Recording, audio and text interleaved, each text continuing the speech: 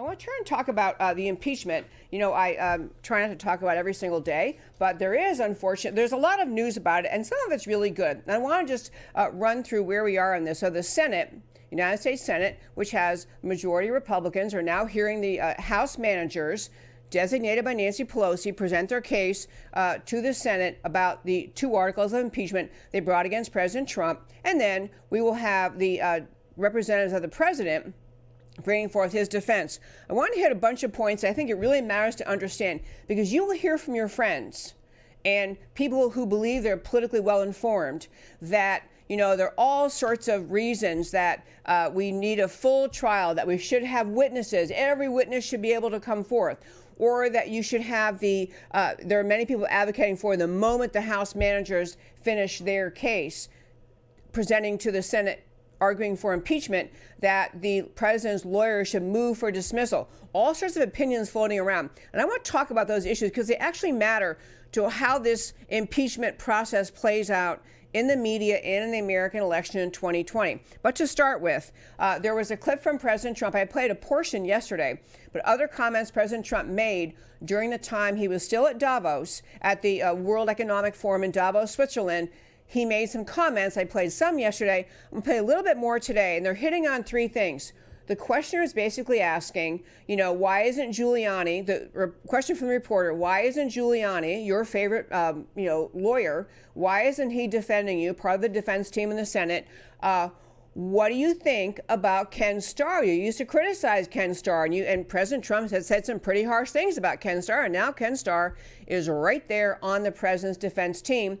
And the reporter is asking about, do you, President Trump, want to be there? Do you want to be in the Senate to appear at your own impeachment trial? So I asked Matt, the very wonderful, I believe he has put together some clips from President Trump at Davos answering those questions. Here you go. At your trial. Number two, you called Ken Starr a disaster in the past. Do you still feel that way about him now? And three, Lev Parnas has come forward and said that you knew everything that he was doing in Ukraine. He's a con man. Okay. So Ready? Let me answer that one. True? I don't know him. Okay, other than he's sort of like a groupie. He shows up at fundraisers. Okay, so I don't know anything about him. I watched Rudy. Rudy is a terrific person, great crime fighter, the best mayor in the history of New York City by far, solved the crime problem in New York. And I think it's very unfair the way the media has treated Rudy Giuliani. I will say this. Parnas, I don't know, other than he probably contributed to the campaign along with tens of thousands of other people. I was this weekend, I was taking pictures with hundreds of people. They contribute to the Republican Party, and I stand there and I take pictures, and every once in a while I'll look at somebody, I say, gee, I wonder when that picture is going to be in the New York Times or the Washington Post or on Fox. So it's one of those things. I think Rudy is a high quality person. So why is he not on your legal team? Why is he because not? Because I don't want there to be a conflict. I'd love to have Rudy on my team, but he could be a witness at some point if this whole sham continues. I would love to have Rudy on the team. Rudy is on my team, just so you understand. But I'd love to have him up there. But it could be that he'd have a conflict. Ken Starr, how do you feel about so that? Ken Starr is a terrific man. I did make that statement because, frankly, I didn't think that Bill Clinton should have been impeached. And I thought it was terrible. I didn't know Ken Starr, but I didn't think that Bill Clinton should have been impeached. And I was pretty vocal about that. I didn't know Ken, but what I did know is he was very smart. He was very tough. He was very talented. But in a certain way, I was sticking up for Bill Clinton. And, I sort of still feel that way. I mean, what he did was nothing good. There was a lot of lying going on. There were a lot of things, a lot of bad things. Now, with me, there's no lying. There's no nothing. They have nothing. They don't even have a crime. They say there's the only one that's ever been impeached, and he didn't commit a crime. I didn't commit a crime. And then you get into high crimes and misdemeanors. But I didn't commit a crime. So, no, I have great respect for Ken, but I didn't think, frankly, that Bill Clinton should have been impeached. So what do you think? Will you show up at your trial any day? I'd love to go. Wouldn't that be great? So Wouldn't that be beautiful? I don't know. I'd sort of love sit right in the front row and stare at their corrupt faces. I'd love to do it. Okay. I wanted to play that in part because this is a little bit of echoing things I said yesterday, but this is a president. He is not feeling guilty. He has a clear conscience. He knows what happened with the Ukrainian president. He understands there's nothing about his conduct that is actually the source of the mission of the Democrats to impeach him. And he's just, okay, getting up there and talking. I love the spirit.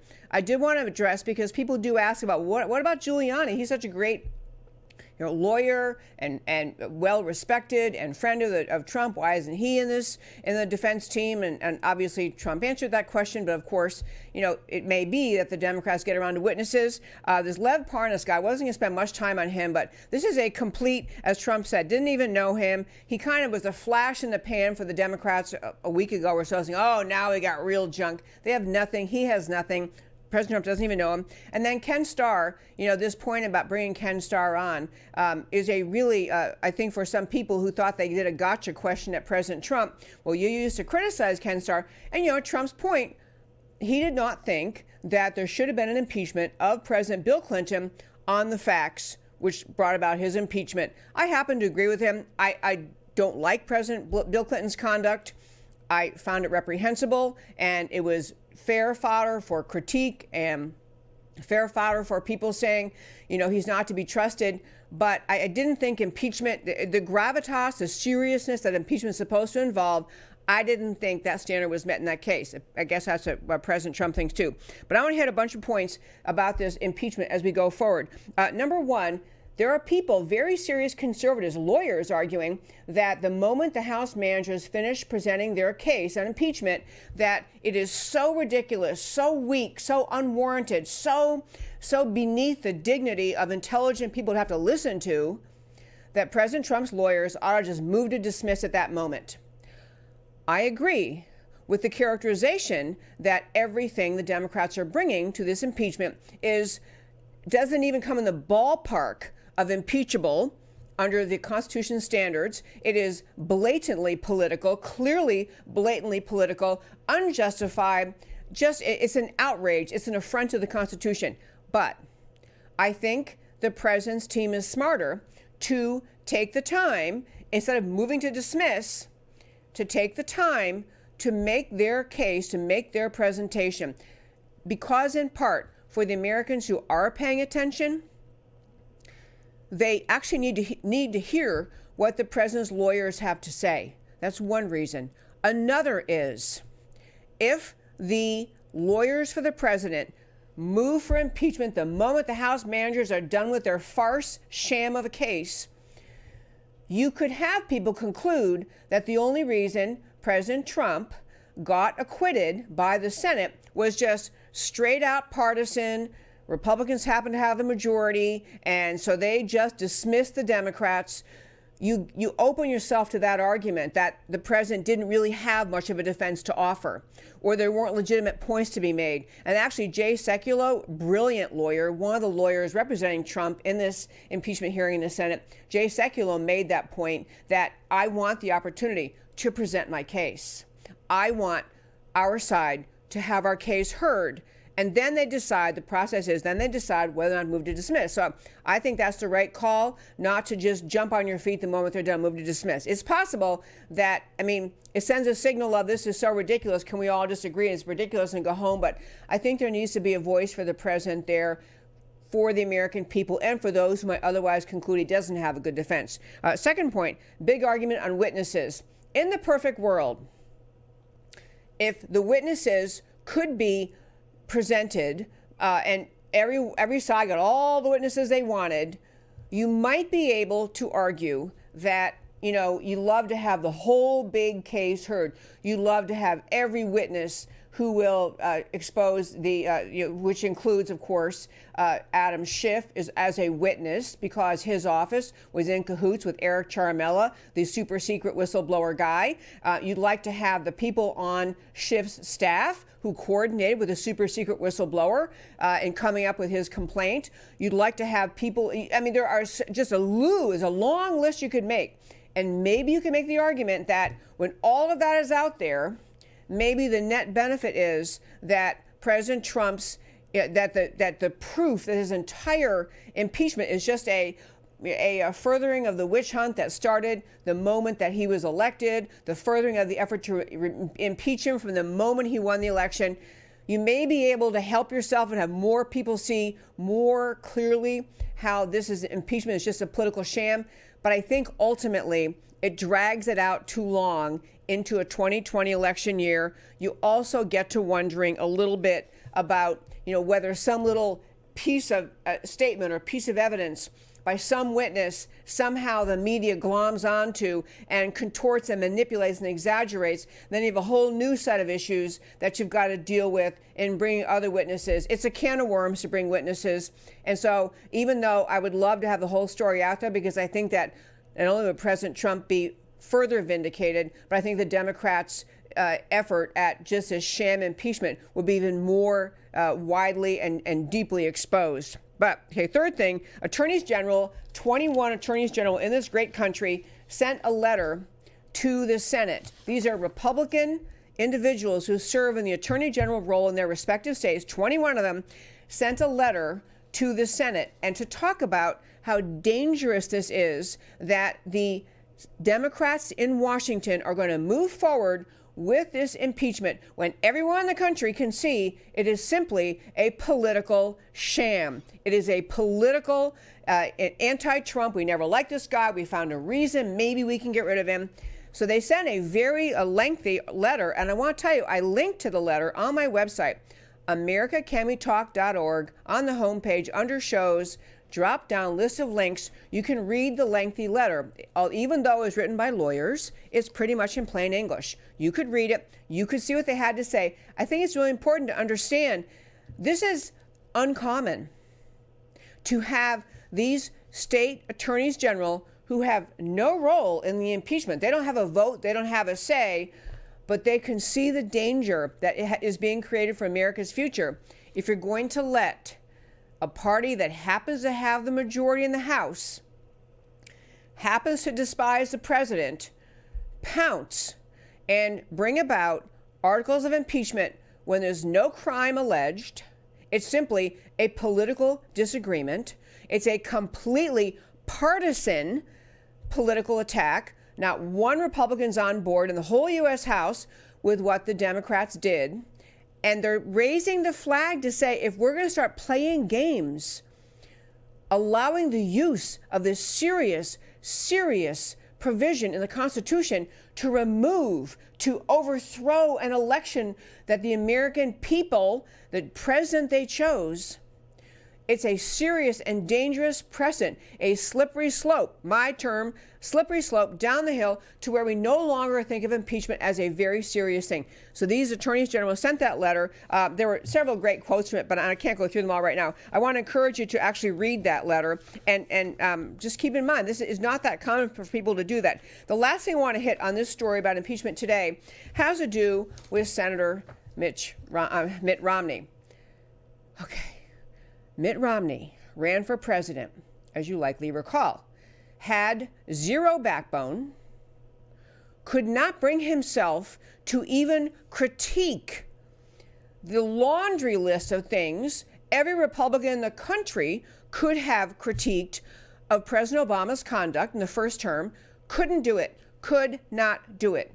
No backbone at all. But now he's in the U.S. Senate, Romney having been elected to the Senate from the state of Utah in 2018, and he sent this dripping with arrogance and erudite elitism, sent a letter, Romney did, to his constituents in the state of Utah, and basically just dripping with superiority and condescension. And I realize this is so serious, and I'm going to bring my very best to it. These are very serious allegations.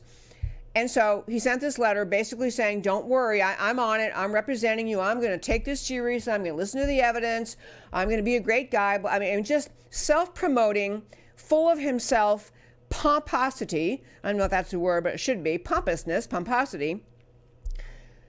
And the great thing is, I want to mention a couple of things about that. Number one, his polling numbers, his support in the state of Utah is tanking. That's the first thing. Mitt Romney thought he was signaling how virtuous and noble and elite and ruling class he is, and aren't they so lucky to have him? And the people in Utah are much smarter than Mitt Romney. They're much smarter because they can see what this impeachment is. It is simply a partisan political witch hunt. The voters can see it, and I don't know whether Mitt Romney can see it. Does he really see what this impeachment is really all about? But he can't. He hates Trump so much, he figures he's going to try to pretend there's merit to it. Or is he so unintelligent that he actually, or too intellectual to ever see the forest for the trees, that he's caught up in the legal intricacies and he can't see all this is a partisan witch hunt? I don't know which it is, but in any case, he has proved, heaven forbid this man ever run for president again, ever be taken seriously again. And I feel the same way about the other Republican senators who are trying to signal and convey their great respect for the process and great respect for our friends across the aisle and the Democrats and great respect for the noble effort they're making to uphold the rule of law and the Constitution, all this garbage spewing out of the mouths of some Republicans. The fact is, the American people in many ways are smarter than their elected officials. They can see what this impeachment is, and they want to see the Republicans in the Senate give it the back of the hand. Let the House present their case, let the president's lawyers present his case, and slap it down. I am impossibly troubled and disappointed, but not surprised at all by Mitt Romney in this. I can't even care. I'm not going to read the whole letter to you, but I encourage you to go read it on my website because, I thought it was just amazingly predictable and wonderful that his poll numbers are falling and falling. The people in Utah are waiting to see him stand up and wake up, and the light bulb will go off in his head and say, oh, wait, there's nothing to this at all. It is simply an attack from the political opposition who are just outraged that President Trump had the nerve to win the election of 2016.